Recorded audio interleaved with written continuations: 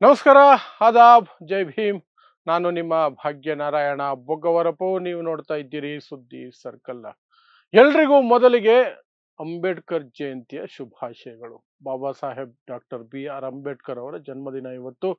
ಜಗತ್ತಿನಾದ್ಯಂತ ಯಾವುದೇ ಹಬ್ಬವನ್ನು ಸಹ ಇಷ್ಟು ವಿಸ್ತೃತವಾಗಿ, ಇಷ್ಟು ವಿಜೃಂಭಣೆಯನ್ನ ಮಾಡುವಂತಹ ಇತಿಹಾಸ ಇಲ್ಲವೇ ಇಲ್ಲ.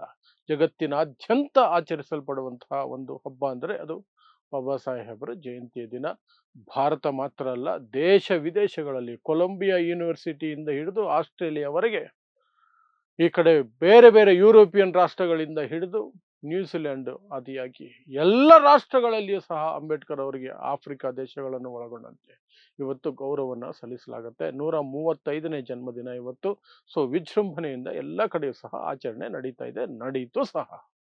ಆದರೆ ಇದರ ನಡುವೆ ಒಂದು ವಿಷಾದದ ಗೆರೆ ಕರ್ನಾಟಕದಲ್ಲಿ ಮಾತ್ರ ತುಂಬಾ ಕೆಟ್ಟ ರೀತಿಯಲ್ಲಿ ನಮ್ಮನ್ನೆಲ್ಲ ಕಾಡ್ತಾ ಇದೆ. ಅದೇನು ಅಂದ್ರೆ, ಅಂಬೇಡ್ಕರ್ ಅವರು ಯಾರಿಗಾಗಿ ಅಷ್ಟೆಲ್ಲ ಶ್ರಮ ಪಟ್ರು, ಯಾರ ಏಳಿಗೆಗಾಗಿ ಅಷ್ಟೆಲ್ಲ ತ್ಯಾಗ ಮಾಡಿದ್ರು, ಅಷ್ಟೆಲ್ಲ ಕಷ್ಟಪಟ್ರು, ಅಷ್ಟೆಲ್ಲ ಹೋರಾಟ ನಡೆಸಿದ್ರು, ಅದೇ ಸಮುದಾಯಗಳು, ಅಸ್ಪೃಶ್ಯ ಸಮುದಾಯಗಳ ನಡುವೆನೆ ಇವತ್ತು ದೊಡ್ಡ ಕಂದಕ ಏರ್ಪಟ್ಟಿದೆ. ಅದನ್ನ ಕೆಲವು ದುರುಳರು ಉದ್ದೇಶಪೂರ್ವಕವಾಗಿ ತಮ್ಮ ಸ್ವಾರ್ಥಕ್ಕೆ ಆ ಎರಡೂ ಅಸ್ಪೃಶ್ಯ ಸಮುದಾಯಗಳ ನಡುವೆ ಬೆಂಕಿ ಹಚ್ಚಿ ತಾವು ಬಿಸಿ ಕಾಯಿಸ್ಕೊಳ್ತಿದ್ದಾರೆ. ಬಟ್ ಅದಕ್ಕೆ ಅವರು ಪರಿಣಾಮಗಳನ್ನ ಮುಂದಿನ ದಿನಗಳಲ್ಲಿ ಎದುರಿಸ್ತಾರೆ.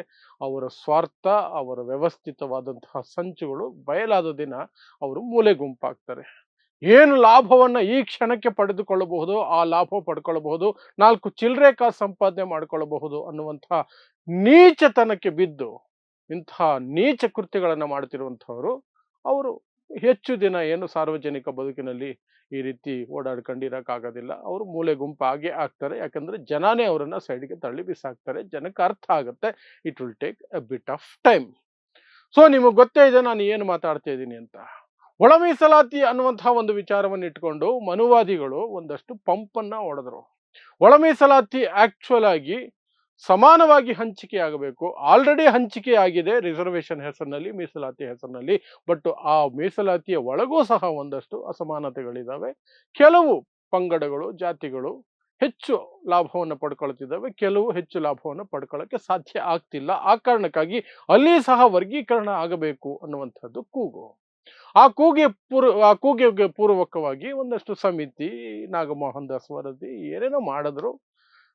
End of the day Congress ಅನ್ನುವಂತಹ ಜಾತಿವಾದಿ ಮನಸ್ಥಿತಿಯ ಪಕ್ಷ ಏನಿದೆ ಮತ್ತು ಬಿಜೆಪಿ ಅನ್ನುವಂತಹ ಮನುವಾದಿ ಪಕ್ಷ ಏನಿದೆ, ಎರಡರ ಉದ್ದೇಶವು ಏನು ಅಂದ್ರೆ, ಈ ಅಸ್ಪೃಶ್ಯ ಸಮುದಾಯದ ಒಳಗಿರುವಂತಹ ಒಗ್ಗಟ್ಟನ್ನ ಹೊಡೆದು ಬಿಸಾಕ್ಬೇಕು.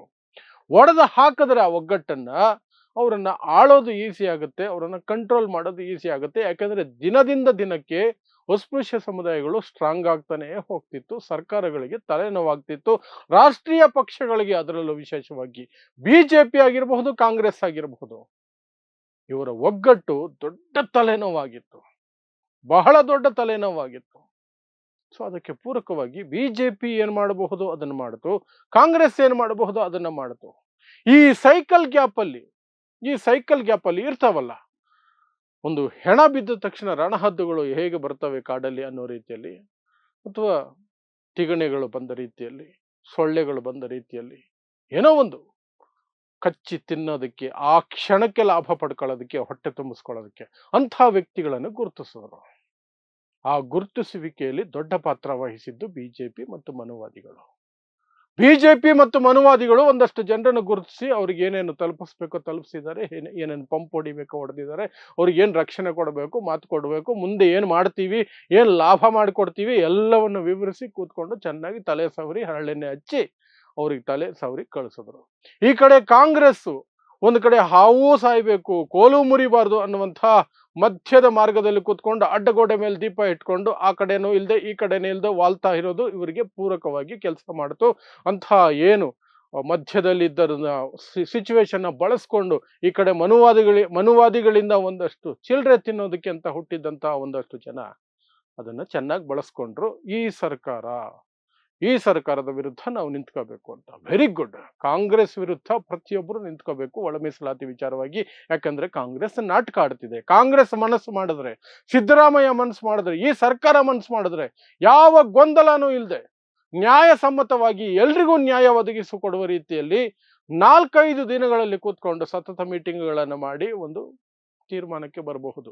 ಆದ್ರೆ ಕಾಂಗ್ರೆಸ್ಗೆ ಆ ಧೈರ್ಯವೂ ಇಲ್ಲ, ಮನಸ್ಸು ಇಲ್ಲ. ಅದನ್ನ ಮನುವಾದಿಗಳ ಗುಂಪು ಅರ್ಥಕೊಂಡ್ವು. ಅವ್ರು ಯಾರನ್ನ ಸಾಕಬೇಕು ಅನ್ಕೊಂಡ್ರು ಅವ್ರನ್ನ ಸಾಕೋದಕ್ಕೆ ತಗೊಂಡ್ರು, ಚೆನ್ನಾಗಿ ತಲೆ ಸವರಿದ್ರು. ಈಗ ಏನಾಯ್ತು, ಈ ತಲೆ ಸವರಿಸ್ಕೊಂಡವ್ರು ಇದ್ರಲ್ಲ, ಅಲ್ಪ ಲಾಭಕ್ಕೆ ಮುಂದೇನೋ ಬಿಜೆಪಿ ಕಡೆಯಿಂದ ಏನೋ ಬಂದ್ಬಿಡುತ್ತೆ ಅಂತ ಆ ತಲೆ ಸವರಿಸಿಕೊಂಡವರು 2 ಅಸ್ಪೃಶ್ಯ ಸಮುದಾಯಗಳ ನಡುವೆ ಬೆಂಕಿ ಹಚ್ಚಿದ್ರು.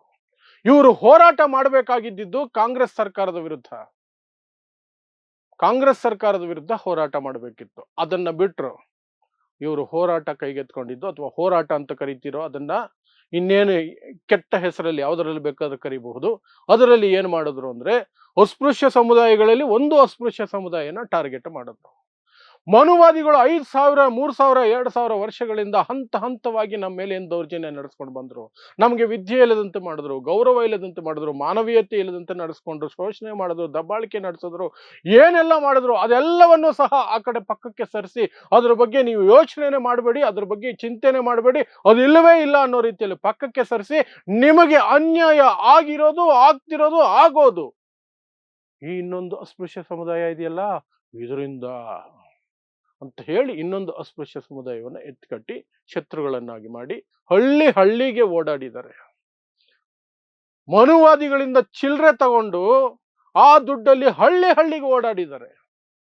ಈ ಅಸ್ಪೃಶ್ಯ ಸಮುದಾಯದಿಂದಲೇ ನಿಮ್ಗೆ ಅನ್ನ ಸಿಗ್ತಿಲ್ಲ, ಈ ಅಸ್ಪೃಶ್ಯ ಸಮುದಾಯದಿಂದ ನಿಮ್ಗೆ ಅವಕಾಶ ಸಿಗ್ತಿಲ್ಲ, ಈ ಅಸ್ಪೃಶ್ಯ ಸಮುದಾಯದಿಂದ ನಿಮ್ಗೆ ಉದ್ಯೋಗ ಸಿಗ್ತಿಲ್ಲ, ಎಲ್ಲ ಇನ್ನೊಂದು ಸಮುದಾಯದ ವಿರುದ್ಧ ಎತ್ತಿ ಕಟ್ಟಿದ್ರು. ಈ ಕಡೆ ಇದ್ದಂಥವ್ರು ಇವರು ಸಹ ಒಂದಷ್ಟು ಜನ ಅವರು ಈ ಸಿಚುವೇಶನ್ ಬಳಸ್ಕೊಂಡು ತಾವು ನಾಯಕರು ಅನ್ನಿಸ್ಕೊಳ್ಬೇಕಲ್ಲ, ಸಮುದಾಯದಲ್ಲಿ ತಾವು ಗ್ರೇಟ್ ಅನ್ನಿಸ್ಕೊಳ್ಬೇಕಲ್ಲ.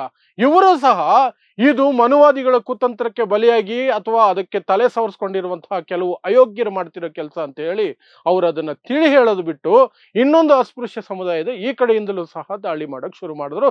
ಈಗ ಇಬ್ರು ಒಬ್ರ ಮೇಲೊಬ್ರು ಕೆಸರೆರಚಾಟ ನಡೆಸ್ಕೊಂಡು ಅವ್ರವ್ರು ಗುದ್ದಾಡ್ಕೊಳ್ತವ್ರೆ. ಇಲ್ಲಿ ಮಜಾ ತಗೊಳ್ತಿರೋರು ಮನುವಾದಿಗಳು, ಬಿಜೆಪಿ, RSS. ಆ ಮಜಾ ತಗೊಳ್ಳೋದಕ್ಕೆ ಅವರು ಏನು ಚಿಲ್ಲರೆ ಚೆಲ್ತಿದ್ದಾರೆ ಅದನ್ನ ಮಧ್ಯದಲ್ಲಿ ನಿಂತ್ಕೊಂಡು ಮಜಾ ಉಡಾಯಿಸ್ತಾ ಇರೋರು ಒಂದು ಗುಂಪು, ಅನುಭವಿಸ್ತಾ ಇರೋದು ಅಸ್ಪೃಶ್ಯ ಸಮುದಾಯಗಳು. ಇವತ್ತೇನಾಗಿದೆ ಅಂದ್ರೆ, ಬ್ರಾಹ್ಮಣರಿಂದ ನಮ್ಗೆ ಅನ್ಯಾಯ ಆಗಿಲ್ಲ, ಮನುವಾದಿಗಳಿಂದ ಅನ್ಯಾಯ ಆಗಿಲ್ಲ, ಇನ್ಯಾವುದೋ ಹಿಂದುತ್ವ ಇದರಿಂದ ಅನ್ಯಾಯ ಆಗಿಲ್ಲ, ನಮಗೆ ಅನ್ಯಾಯ ಆಗಿರೋದು ಅಸ್ಪೃಶ್ಯ ಸಮುದಾಯದಿಂದ. ಈ ಅಸ್ಪೃಶ್ಯ ಸಮುದಾಯದಿಂದ ನಮಗನ್ಯಾಯ, ಈ ಅಸ್ಪೃಶ್ಯ ಸಮುದಾಯದಿಂದ ನಮಗನ್ಯಾಯ ಅಂತ ಈ ಇಬ್ರು ಕಿತ್ತಾಡ್ಕೊಂಡು ಸಾಯ್ತಾ ಇದ್ದಾರೆ. ಇದರ ನಡುವೆ ಅಂಬೇಡ್ಕರ್ರನ್ನೇ ಪ್ರಶ್ನೆ ಮಾಡುವಂತಹ ನೀಚತನಕ್ಕೆ ಒಂದಷ್ಟು ತಲೆಮಾಸಿದ ಜನ ಇಳಿದ್ರು. ಅಂಬೇಡ್ಕರ್ ಜಯಂತಿನ ಬಹಿಷ್ಕಾರ ಮಾಡ್ತೀನಿ ಅಂತ ಅಸ್ಪೃಶ್ಯ ಸಮುದಾಯದಿಂದ ಹೇಳಿಸಿದ್ರು, ಪೋಸ್ಟರ್ಗಳನ್ನು ಮಾಡಿದ್ರು, ಘೋಷಣೆಗಳನ್ನು ಕೂಗಿಸಿದ್ರು. ಯಾವ ನೀಚತನ ನೋಡಿ. ವಿಡಿಯೋಗಳನ್ನು ಸಹ ಮಾಡಿಸಿದ್ರು, ಸಂವಿಧಾನ ಬಿಸಾಕಿ ಅಂತ ಹೇಳಿಸಿದ್ರು. ಯಾವ ಲೆವೆಲ್ಗೆ ಅಸ್ಪೃಶ್ಯ ಸಮುದಾಯಗಳ ಬಾಯಲ್ಲಿ ಹೇಳಿಸಿದ್ದು ಇದೆಲ್ಲ ಯಾಕೆ? ಮನುವಾದಿಗಳ ಕೈಯಲ್ಲಿ ತಲೆ ಸವರಿಸ್ಕೊಂಡು ಚಿಲ್ಲರೆ ತಿಂತಿರುವಂತಹ ಗುಂಪಿನ ಕಾರಣಕ್ಕಾಗಿ. ಆರಂಭ ಅವ್ರು ಮಾಡಿದ್ರು, ಈ ಕಡೆಯಿಂದಲೂ ಸಹ ಒಂದಷ್ಟು ಜನ ಪ್ರಚೋದನೆಗೊಳಗಾಗಿ ಒಂದಷ್ಟು ಅವರು ಕುತಂತ್ರದ ಕೆಲಸ ಮಾಡೋದಕ್ಕೆ ಶುರು ಮಾಡಿದ್ರು. ಈಗ ಕಚ್ಚಾಡ್ಕೊಂಡು ಇದೀವಿ. ಇವತ್ತು ಡಾಕ್ಟರ್ BR ಅಂಬೇಡ್ಕರ್ ಅವರ ಜಯಂತಿ ಇದೆ. ಇವತ್ತು ನಾವು ಜಯಂತಿ ಮಾಡ್ತಿದ್ರು ಸಹ ನಮ್ಮಲ್ಲಿ ಆಗಿರುವ ಒಡಕಿನ ಕಾರಣಕ್ಕಾಗಿ ಜಯಂತಿಯನ್ನು ಸಹ ಅಷ್ಟು ಆಡಂಬರದಿಂದ ಅಷ್ಟು ಸಂತೋಷದಿಂದ ಮಾಡಕ್ಕಾಗ್ತಿರುವಂತಹ ಸನ್ನಿವೇಶದಲ್ಲಿ ಇದ್ದೀವಿ. ಯಾಕಂದ್ರೆ ಕಂಪ್ಲೀಟ್ ಆಗಿ 2 ಭಾಗ ಆಗ್ಬಿಟ್ಟಿದೆ. ಅಸ್ಪೃಶ್ಯ ಸಮುದಾಯಗಳ ನಡುವೆ ದೊಡ್ಡ ಮಟ್ಟದಲ್ಲಿ ದ್ವೇಷ ಬಂದು ಕೂತಿದೆ. ದೊಡ್ಡ ಗೋಡೆಗಳು ಇಬ್ಬರ ಮಧ್ಯೆ. ಅದು ಮತ್ತೆ ಕೂಡಬೇಕು ಅಂದ್ರೆ ಅದು ಎಷ್ಟು ಕಾಲ ಹಿಡಿಯುತ್ತೆ, ಅದು ಎಷ್ಟು ಶ್ರಮ ಆಗತ್ತೆ ಅನ್ನೋದ್ರ ಪರಿವೇ ಯಾರಿಗೂ ಇಲ್ಲ. ಅವರವರಿಗೆ ಆಯಾ ಕ್ಷಣಕ್ಕೆ ಬೇಕಾದಂತಹ ಲಾಭದ ಚಿಂತೆ, ಮುಂದೆ ಏನ್ ಲಾಭ ಸಿಗಬಹುದು ಅನ್ನೋ ಚಿಂತೆ, 4 ಕಾಸು ಮಾಡ್ಕೊಳ್ಳೋ ಚಿಂತೆ, ಇನ್ನೇನು ಇಲ್ಲ. ಸಮುದಾಯ ಹಾಳಾಗೋಗ್ಲಿ, ನಮಗೆ ಅನ್ಯಾಯ ಆಗಿದ್ರಿ ಅಸ್ಪೃಶ್ಯ ಸಮುದಾಯದಿಂದ ಶತಮಾನಗಳಿಂದ ಒಟ್ಟಿಗೆ ಮೆಟ್ಟಲ್ ಓಡಿಸ್ಕೊಂಡು ಓಡಾಡಿದಂಥ ಜನ ಇವರು, ಒಟ್ಟಿಗೆ ಶೋಷಣೆಗೆ ಒಳಗಾದಂತಹ ಜನ ಇವರು. ಇವರಲ್ಲೇ ಇಬ್ಬಾಗ, ಇವರಲ್ಲೇ ಕಿತ್ತಾಟ. ಮಜಾ ತಗೊಳ್ತಿರೋರು ಬೇರೆ, ಲಾಭ ಪಡ್ಕೊಳ್ತಿರೋರು ಬೇರೆ, ಅಷ್ಟೇ.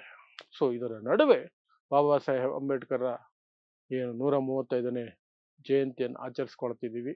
ಇವತ್ತಿನಿಂದಲಾದರೂ ಇವತ್ತಿನಿಂದಲಾದರೂ ಸ್ವಲ್ಪ ಕಾಮನ್ ಸೆನ್ಸ್ ಉಪಯೋಗಿಸಿ ಕಾಂಗ್ರೆಸ್ ಸರ್ಕಾರವನ್ನ ಕೊರಳು ಪಟ್ಟಿ ಹಿಡ್ಕೊಂಡು ಕೇಳಿ. ಎಲ್ಲ ಏನೇನು ಗೊಂದಲ ಇದೆಯೋ ಎಲ್ಲವನ್ನು ಸರಿಪಡಿಸಿ ಎಲ್ರಿಗೂ ನ್ಯಾಯಯುತವಾಗಿ ಒಳ ಮೀಸಲಾತಿಯನ್ನ ಜಾರಿ ಮಾಡಿ. ಇಲ್ವಾ, ನಿಮ್ಗೈತೆ ಮಾರಿ ಹಬ್ಬ ಅಂತ ಎಚ್ಚರಿಕೆ ಕೊಡಿ. ಅದು ಬಿಟ್ಟು ಅಸ್ಪೃಶ್ಯ ಸಮುದಾಯಗಳಲ್ಲೇ ನಿಮ್ಮಿಂದ ನಮಗ್ ಮೋಸ, ನಮ್ಮಿಂದ ನಿಮಗ್ ಮೋಸ ಅನ್ನೋದಿದೆಯಲ್ಲ, ಇದು ಬಾಬಾ ಸಾಹೇಬ್ರು ಹೇಳ್ದಂಗೆ ಮಾರಾಟವಾಗಿರುವವರ ಕುತಂತ್ರಗಳು ಅಷ್ಟೇ. ಸೊ ನೋಡೋಣ ಏನೇನಾಗತ್ತೆ ಅಂತ. ಸೊ ಇಂತಹದ್ದೇ ವಿಶೇಷ ಸುದ್ದಿಗಳಿಗಾಗಿ ನೋಡ್ತಾ ಇರಿ ಸುದ್ದಿ ಸರ್ಕಲ್. ನಾನು ನಿಮ್ಮ ಭಾಗ್ಯನಾರಾಯಣ ಬೊಗವರಪು.